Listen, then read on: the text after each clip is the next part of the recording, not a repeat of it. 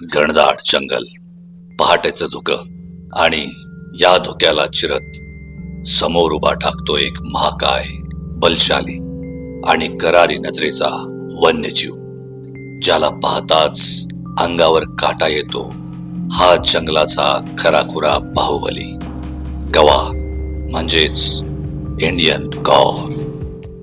दिसायला हा पाळीव म्हैशीसारखा किंवा बैलासारखा वाटत असला तरी गव्याची ताकद आणि आकार अवाढव्य असते. जगातील सर्व रानगव्यांच्या प्रजातीमध्ये भारतातील गवा हा सर्वात मोठा आणि वजनी मानला जातो. एका पूर्ण वाढ झालेल्या नराचे वजन तब्बल 600 ते 1500 किलो पर्यंत असू शकते. त्याच्या शरीराचा रंग गडद काळा किंवा चॉकलेटी असू शकतो.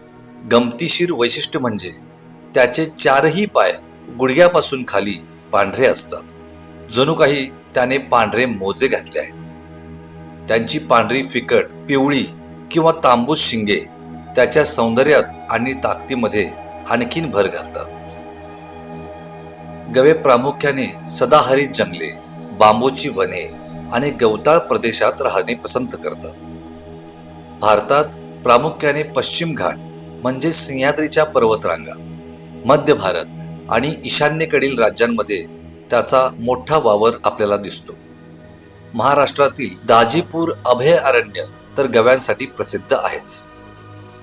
हा महाकाय प्राणी पूर्णपणे शाकाहारी आहे.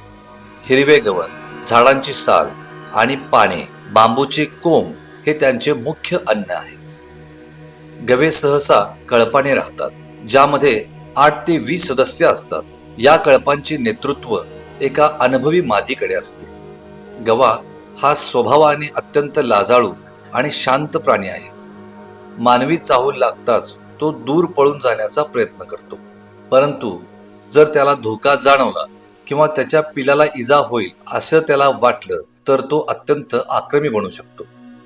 त्याच्या एका धडकेने भल्या भल्या गाड्यांचा चक्काचूर होऊ शकतो.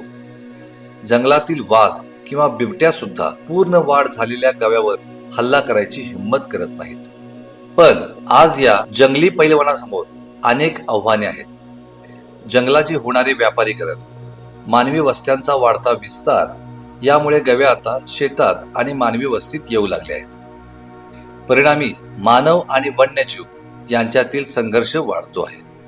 भारतीय वन्यजीव संरक्षण कायद्याअंतर्गत गव्याला शेड्यूल 1 मध्ये संरक्षित करण्यात आले आहे. निसर्गाची अन्न साखळी आणि जंगलांचे संतुलन राखण्यात गव्यांचे योगदान मोलाचे आहे. ते जंगलाचे खरे रक्षक आहेत असे आपण म्हणू शकतो. चला या देखण्या आणि बलशाली वन्यजीवाचे संवर्धन करूया, त्यांचे जंगल सुरक्षित ठेवूया. जंगलाचा हा बाहुबली पुढच्या पिढ्यांना दाखवायचा असेल तर त्याचं जंगल सुरक्षित राखणं ही आज आपली जबाबदारी आहे.